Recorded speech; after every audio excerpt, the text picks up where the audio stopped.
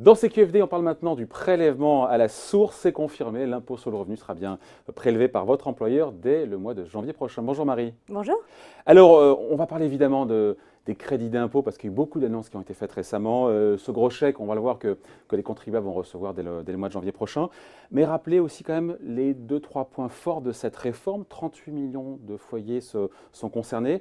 On rappelle qu'évidemment, ça ne change rien, il faut le rappeler quand même, ça ne change rien au montant de l'impôt qu'on va payer.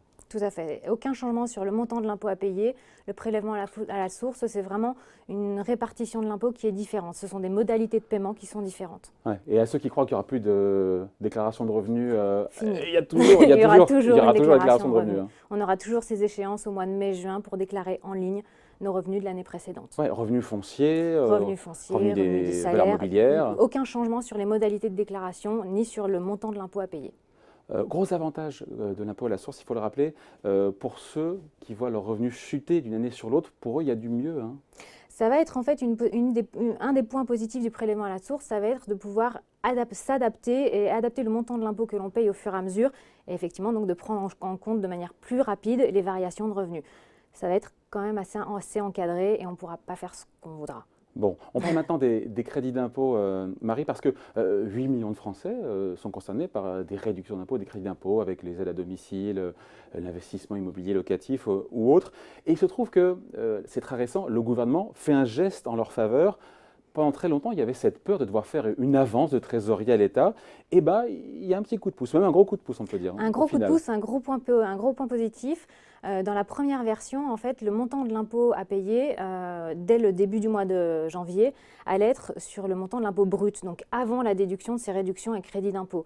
Ça impliquait une avance de trésorerie très conséquente et un remboursement sur les 4 derniers mois de l'année. Ouais. Ça, c'est fini. Le gouvernement est revenu dessus et va rembourser dès janvier 60% du montant des réductions et des crédits d'impôt. Alors, toutes les réductions et crédits d'impôt ne sont pas visés. On va en parler juste, c'est important parce que c'est-à-dire que tous les mois, en fait, l'employeur va prélever l'impôt à la source, l'impôt sur le revenu, sans prendre en compte toutes les dépenses qui ouvrent droit à des réductions des crédits d'impôt. Et donc, il y avait ce risque qu'on soit plus prélevé chaque mois. Tout à fait, et qu'il y a une régularisation en fin d'année. Donc, c'était une avance de trésorerie énorme. Voilà. Et donc là, pour le coup, donc 60%, donc remboursement à compte, gros chèque, on l'appelle comme on veut, 60% donc du crédit d'impôt, calculé en fait sur les dépenses qui sont engagées, si je ne me trompe pas, en 2017. Tout à fait. C'est là un petit peu la difficulté, forcément, il y en a une. Mais voilà, des dépenses que j'aurais initiées en 2018, par exemple, j'emploie pour la première fois une nounou à domicile en 2018. En janvier 2019, on ne me remboursera rien parce qu'en 2017, je n'avais pas cette réduction d'impôt-là. Ouais. Quelles sont justement les dépenses qui sont éligibles, qu'on rentre un peu dans le détail? 2 secondes, mais c'est important. Donc, les frais de garde des jeunes enfants, l'emploi d'un salarié à domicile, les frais pour accueil en établissement EHPAD. Et là, nouvellement, le gouvernement a intégré les investissements Pinel, Duflot, Cellier. Les dons aux associations aussi. Les dons également. Exactement. Et par contre, la rénovation énergétique, le fameux crédit d'impôt, quand on veut verdir son... sont exclus, les investissements au capital de PME également, le Malraux est exclu. Bon, donc c'est un vrai coup de pouce. Donc il n'y aura aucun perdant trésorerie, sauf dans certains cas quand même. On l'a vu là. Ouais, dans certains cas, il y aura une difficulté de trésorerie qu'il va falloir anticiper. C'est toute la nouveauté aussi du prélèvement à la source, c'est que d'un point de vue trésorerie, il va y avoir des ajustements et il va falloir s'habituer à un nouveau système. Bon, un dernier mot comme c'est important, c'est aussi dans l'actualité du prélèvement à la source. Le taux du prélèvement, d'ici au 15 septembre, il faut choisir le taux qui sera appliqué donc, dès le mois de janvier par son employeur. Il y a un taux qui est proposé d'office, est-ce qu'il faut le choisir? Il y a 3 taux, hein. Il y a le taux d'office qui est le taux normal. Le taux normal, personnalisé, c'est comme ça qu'on l'appelle, non? Oui, alors en plus ils ont différents noms. Oui, il faut s'y retrouver. Hein. En fait, c'est le taux du foyer. C'est le taux du foyer, c'est le taux qui va s'appliquer automatiquement si on ne fait rien, si on ne choisit pas un autre taux.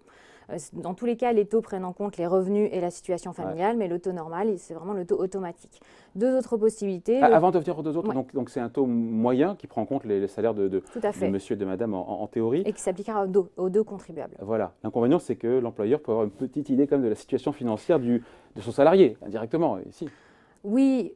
Un bémol toutefois, parce qu'un même taux peut vraiment référer plusieurs situations. Si je vous donne un exemple, un foyer dans lequel monsieur et madame gagnent 2 000 et 3 000 euros respectivement par mois, ils ont un enfant, leur taux d'imposition il sera à peu près de 7%.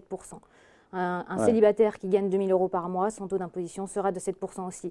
Donc pour l'employeur ne saura jamais quel est le type de taux qu'il va devoir appliquer. Il ne saura pas s'il s'agit du taux normal, du taux individualisé ou du taux personnalisé, Ouais. ou du taux neutre, pardon. Donc Ok, et donc, alors, ok, donc ça c'est le taux d'office. Après, il y a ce qu'on appelle le taux individualisé pour mieux répartir l'impôt sur le revenu en fonction de monsieur, madame. C'est ça en fait l'idée. c'est Hein. ça. Et ça, c'est une vraie nouveauté, un vrai point positif par rapport du prélèvement à la source. Ce n'était pas possible d'ajuster vraiment et d'individualiser dans le système précédent. Et là, Pour l'idée, que c'est celui en fait qui gagne le moins, paye moins d'impôts. voilà, qu'ils disent pas finalement je travaille tous les mois, qu'il ne reste pas grand-chose parce que je paye une Voilà. partie en fait de l'impôt Encore une fois, de monsieur ou de madame. tout à fait. Encore une fois, ça ne changera rien sur le montant global de l'impôt à payer sur l'année, mais c'est vraiment une répartition différente entre les deux époux. Bon, il reste le taux neutre, le taux voilà, pour une totale confidentialité. Vous en pensez quoi? Quel sera ce taux? Parce qu'on dit c'est un taux neutre, mais c'est lequel? Et puis, il faut expliquer qu'il y a un taux neutre, mais il y aura un rattrapage derrière. Évidemment, il y a ce qu'on appelle une régularisation, Tout à évidemment. fait. Hein. Le taux neutre, c'est un taux proportionnel il y a des grilles en fait, de salaire qui ont été publiées. Et par exemple, si je gagne 3 000 euros par mois, mon taux neutre, c'est 12%. Voilà, et donc c'est ce taux de 12% qui sera communiqué à mon employeur si je demande à ce que le taux neutre me soit appliqué. Maintenant, il ne faut pas y voir ici un effet d'aubaine pour garder de la trésorerie et payer le surplus d'impôt en fin d'année. Si mon taux réel d'imposition il est de 16% Ouais. et que mon taux neutre il est de 12%, tous les mois mon employeur va me prélever 12%. Mais le 4 points de différence, il va falloir moi que je le paye de mon côté tous les mois. Voilà. Donc il n'y a pas d'optimisation possible Il y aura un rattrapage. à ce niveau-là. Qui a intérêt, on finit là-dessus, à utiliser le taux neutre? Et quel est le taux le plus adapté? C'est en fonction de chacun ou C'est en fonction de chacun. Le taux neutre, il faut avoir en tête que voilà, il y a cette régularisation mensuelle à faire et donc tous les mois, il va falloir faire un ordre de paiement au profit de l'administration fiscale. Ouais. Ça peut être un peu lourd en pratique. C'est le prix de la confidentialité. C'est le prix de la confidentialité. Voilà. Après, les taux individualisés, ça peut être vraiment une bonne option pour les couples avec de fortes variations de revenus entre eux. Voilà. Encore une fois, l'employeur ne sait pas quel est le taux qui est appliqué, n'a pas connaissance du taux. Merci pour ces explications. Merci Marie. De rien. Bye. Merci.